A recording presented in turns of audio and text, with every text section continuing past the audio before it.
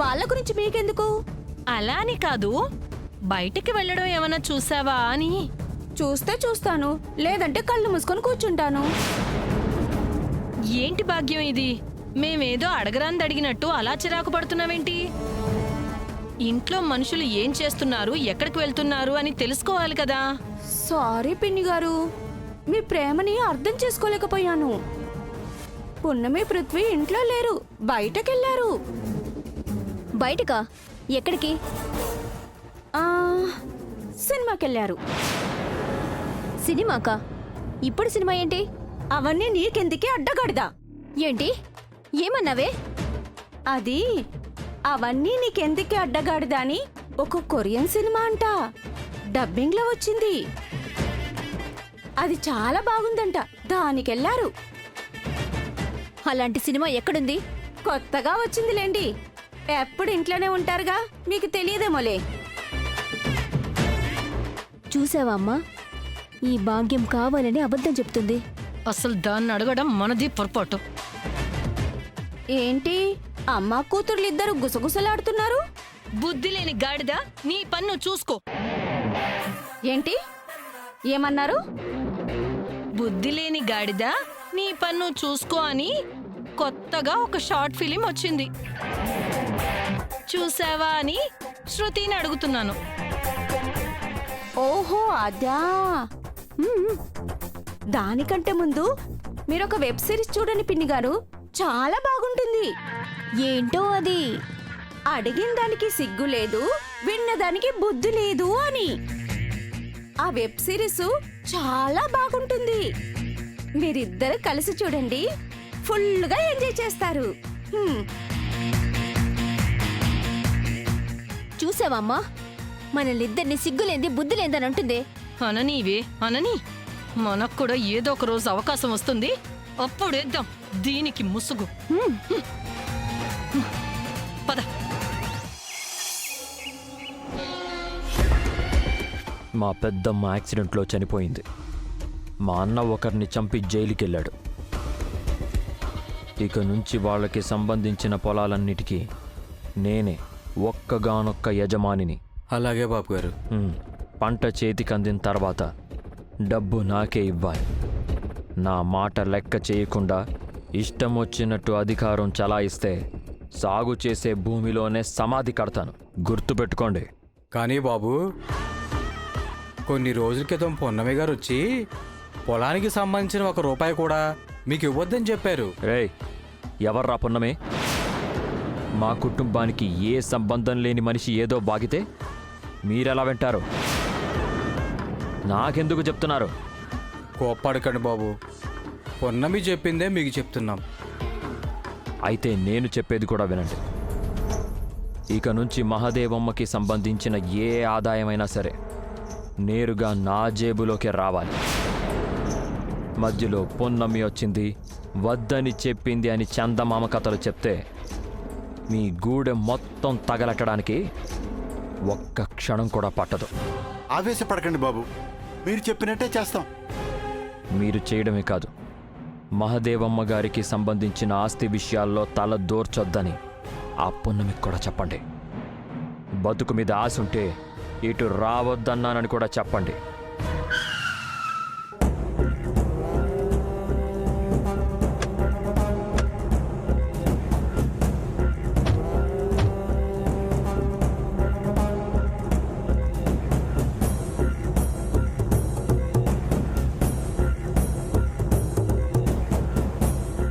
పున్నమి, కాగితంలో ఉన్న గూడెం అడ్రస్ ఇదే. అయినా ఇక్కడ కృష్ణశాస్త్రి ఎక్కడున్నారో, వాళ్ళ ఇల్లు ఎక్కడో. ఒక పని చేయనా వకీల్ సాబ్? చెప్పు పున్నమి. కృష్ణశాస్త్రి గారు అని గట్టిగా అరుస్తాను, అప్పుడు మన కోసం వాళ్ళు పరిగెత్తుకుంటూ వస్తారు. ఏంటి వెటకారమా? లేకపోతే ఏంటి వకీల్ సాబ్, గూడెంకి వచ్చిన తెలియని మనిషి గురించి తెలియాలంటే తెలిసిన వాళ్ళని అడగాలి. ఇదేదో ముందే చెప్పొచ్చు కదా. మీరు పెద్ద లాయర్ గారు కదా, ఈ మాత్రం తెలీదని నేనెలా అనుకుంటాను? నీటిలోకి వెళ్ళగానే ముసలికి బలం వచ్చినట్టు, గూడెం గాలి తగలగానే మేడం గారికి కాన్ఫిడెన్స్, కామెడీ చాలా ఎక్కువైపోయినట్టుంది. అదంతా అంతే.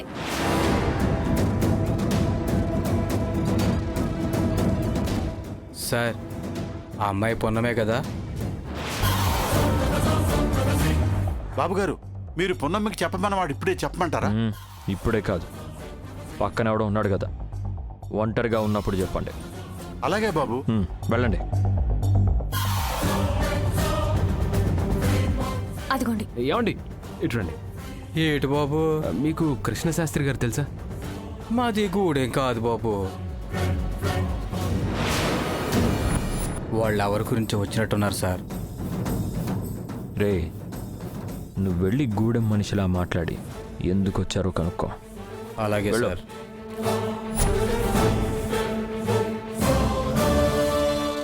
ఎక్స్క్యూజ్ మీ, ఎవరండి మీరు? ఈ గూడెంలో కృష్ణశాస్త్రి గారు ఉన్నారా? కృష్ణశాస్త్రి గారా? అంటే మా మాస్టర్ గారు. ఆ, ఆయన ఎక్కడుంటారో మీకు తెలుసా? తెలుసండి. తిన్నగా వెళ్ళండి, అక్కడ గుడి వస్తుంది. ఆ గుడి నుంచి లెఫ్ట్ సైడ్ రోడ్లో వెళ్తే అక్కడ స్కూల్ ఉంటుంది. దాని ఎదురుగానే మాస్టర్ గారి ఇల్లు. Okay, thank you. పునమి పద. మాస్టర్ గారితో మీకేం పని? ఒక పర్సనల్ పని మీద వచ్చాం. పునమి పద.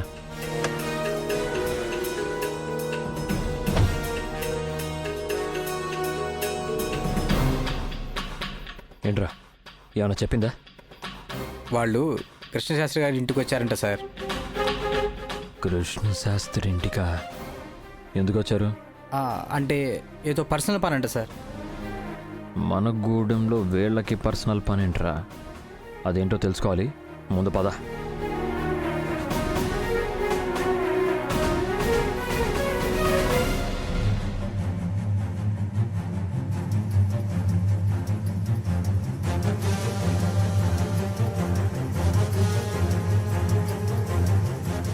హతో వా ప్రాస్ప్యసి స్వర్గం జిత్వా వా భోక్షసే మహీం తస్మాదుతిష్ట కౌంతేయ యుద్ధాయ కృతనిశ్చయః యుద్ధాయ కృతనిశ్చయః.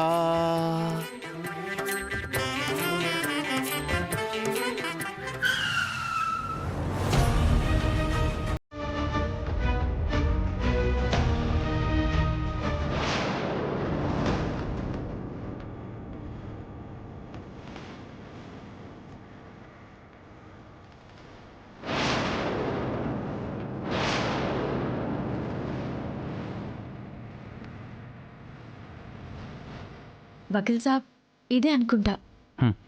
పద.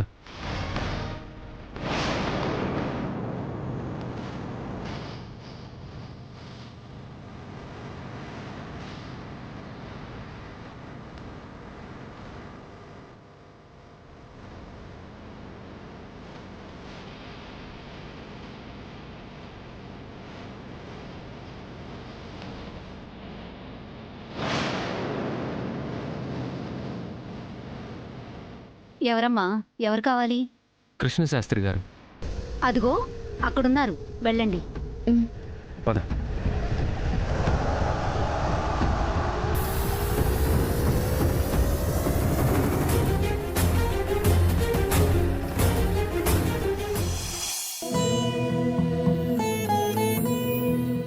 ఎవరు? నా పేరు పృథ్వీ, తను నా భార్య పున్నమి. నమస్కారం అండి. ఆహా, నమస్కారం. కూర్చోండి కూర్చోండి.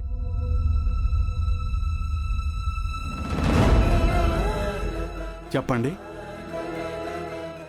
ఈ రిటైర్డ్ మాస్టర్తో మీకేం పని? కొన్ని సంవత్సరాల క్రితం మా చిన్నత్త ప్రభావతి ఈ గూడెంకి వచ్చినట్టు ఇన్ఫర్మేషన్ ఉంది. ప్రభావత? అవునండి, ఆమె ఈ గూడెంలో ఉందో లేదో, ఎక్కడికి వెళ్ళిందో ఏమైందో తెలియలేదు. మా అత్త గురించి వెతకమని మా నాన్నమ్మ ఒక డిటెక్టివ్ని అరేంజ్ చేస్తే ఆయన మీ అడ్రస్ చెప్పారు. మిస్ అయిన మా అత్త గురించి మీ దగ్గర ఏవైనా డీటెయిల్స్ దొరుకుతాయేమోనని తెలుసుకోవడానికి వచ్చాం. ఏమైందో తెలియని కూతురి మీద బెంగ పెట్టుకుని ఆ తల్లి ఇప్పటికీ చాలా బాధపడుతున్నారు. మీరు చెప్పే సమాచారం వల్ల ఆ తల్లి బాధని తగ్గించిన వాళ్ళవుతారు. చెప్తానమ్మా. 20 సంవత్సరాల క్రితం ట్రైబల్ వెల్ఫేర్ ఆఫీసర్గా మా గూడెనికి వచ్చింది. నేనప్పుడు గవర్నమెంట్ స్కూల్లో తెలుగు టీచర్గా పనిచేసేవాణ్ణి. మా తమ్ముడికి ఆవిడ బాగా పరిచయం ఉండటం వల్ల గూడెంలో ఉన్నన్నాళ్ళు మా ఇంట్లోనే ఉండేది. ఆవిడ ప్రత్యేకంగా ఈ గూడెంకి ఎందుకు వచ్చిందో మీకు తెలుసా? అగ్నిదేవ్ కోసం.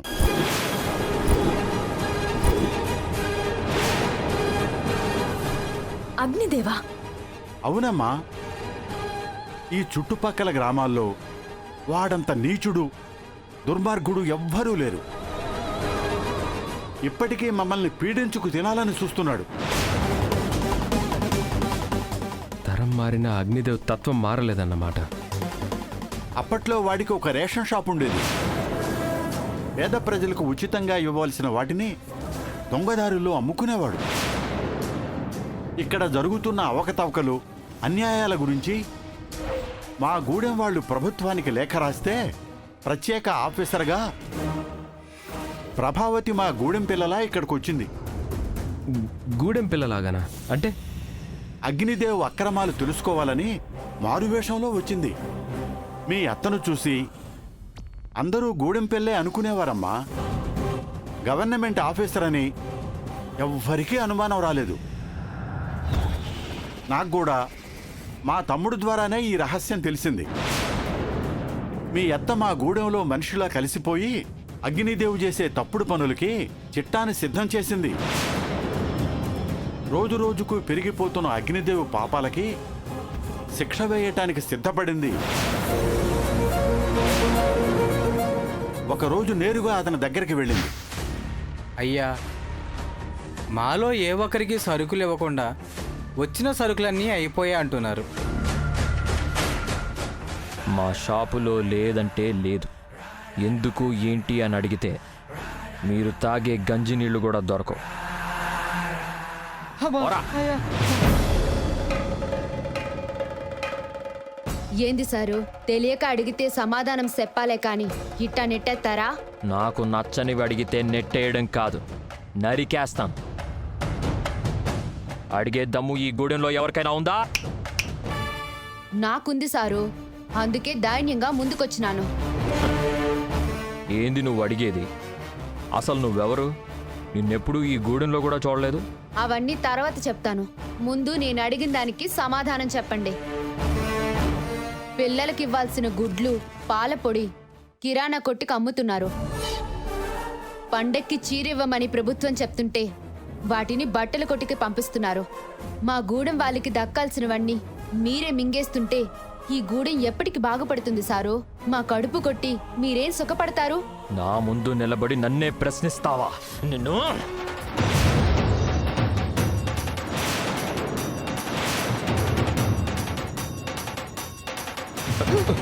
ఏయ్,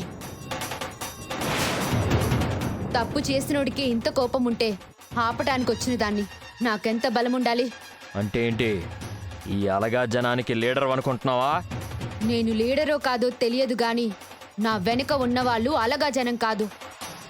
తరతరాలుగా నీలాంటి పచ్చనోట్ల పురుగుల చేత పీడింపబడుతున్న అడవి బిడ్డలు. వాళ్ళు తిరగబడితే ఎట్టా ఉంటుందో చూస్తావా?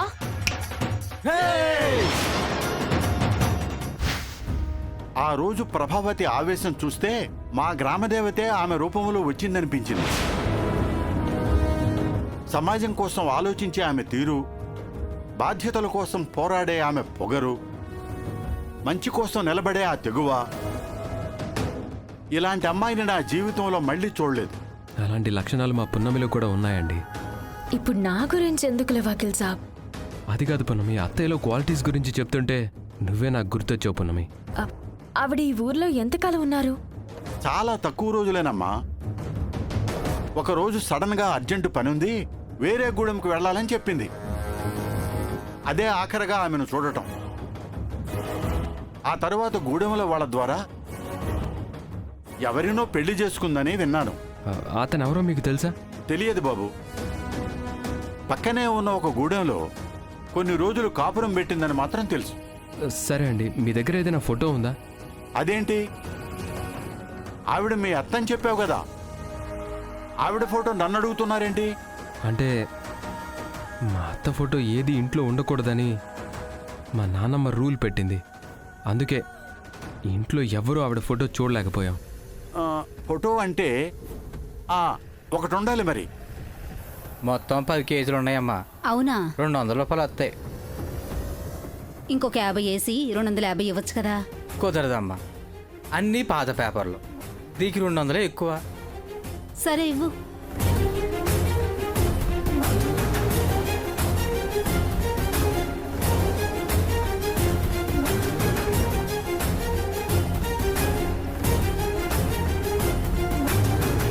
రుక్మిణి, రుక్మిణి, వస్తున్నానండి. ఏమండి, మీరు చెప్పిన చదువు, కొన్ని పుస్తకాలు ఇదిగో ఎలా ఉపయోగపడుతున్నాయో చూడండి. ఏదో రకంగా ఉపయోగపడుతున్నాయి కదా. వెళ్ళి ఆ పుస్తకాల అరలో ఒక ఫైలు ఉంటుంది, తీసుకురా. ఇంకెక్కడ ఫైలు? అన్నీ కలిపి అతనికి అమ్మేశాను. ఎంత పని చేసావు రుక్మిణి. అవును మరి, వర్షం పడుతుంటే ఆ పుస్తకాలు తడిచి చెమ్మకు గదులన్నీ ఒకటే ముక్క వాసన. అందుకే ఇంట్లో ఒక్క పేపర్ కూడా లేకుండా అన్నీ అమ్మేశాను. ఎంత పని చేసావు రుక్మిణి. ఆ ఫైల్లో వీళ్ళకి కావలసిన ఫోటో ఉంది, దానికోసమే వచ్చారు. అదంతా నాకెలా తెలుస్తుందండి?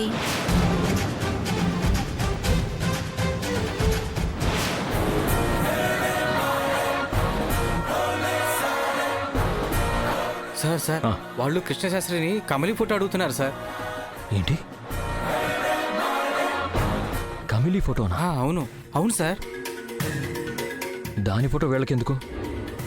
కమిలీకి వీళ్ళకి సంబంధం ఏంటి? ఆ కృష్ణశాస్త్రి ఫోటో ఇచ్చాడా? లేదు సార్, ఆ కృష్ణశాస్త్రి పెళ్ళం ఆ పాత పేపర్లు తీసుకెళ్లే రాజుగాడికి అమ్మేసిందంట. అందులో ఫోటో ఉందని మాట్లాడుకుంటున్నారు. అయితే మనం వెంటనే పేపర్ల రాజు దగ్గరికి వెళ్దాం, పద.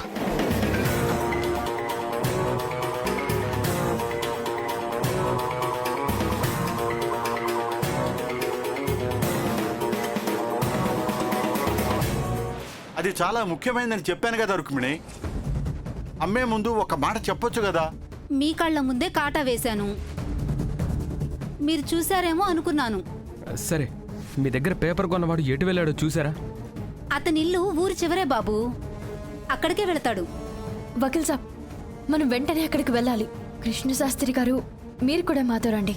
మా పిన్ని గారు ఎలా ఉంటారో మీకు తెలుసు కాబట్టి ఫోటో చూసి గుర్తుపట్టగలరు. సరేనమ్మా, పదండి పదండి.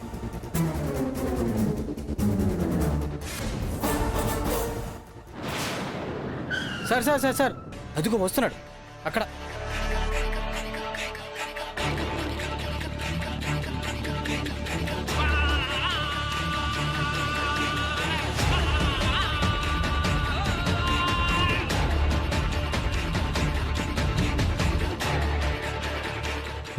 ఏటయ్యా? ఆగాగు, ఆగు.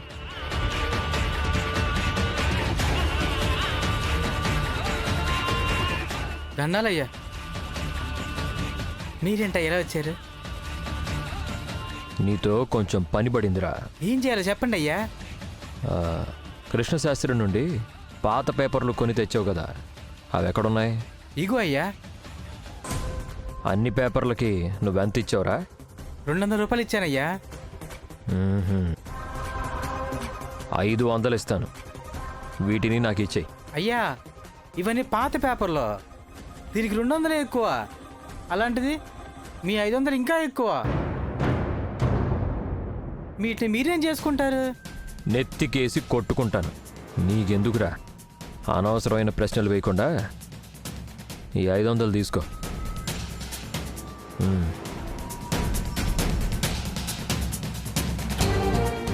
రే, అవి తీసుకోరా. అలాగే సార్.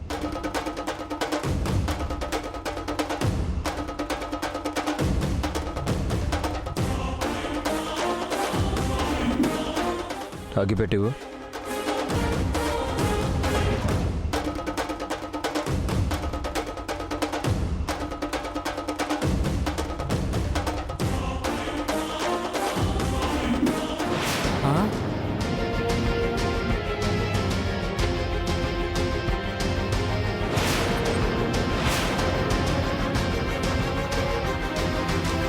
అయ్యా 500 పెట్టుకొని అలా తలపెట్టేశారంటయ్యా. రే, నీకు ఇవ్వాల్సిన డబ్బులు నీకు ఇచ్చా కదా, ఇప్పుడు ఇవి నావి. వాటిని నేనేమైనా చేసుకుంటాను. ఎవరైనా వచ్చి వీటిని ఎవరు కాల్చారని అడిగితే నా పేరు గనక చెప్పావే అనుకో, ఆ మంటల్లోకి నిన్ను కూడా తోసేస్తా.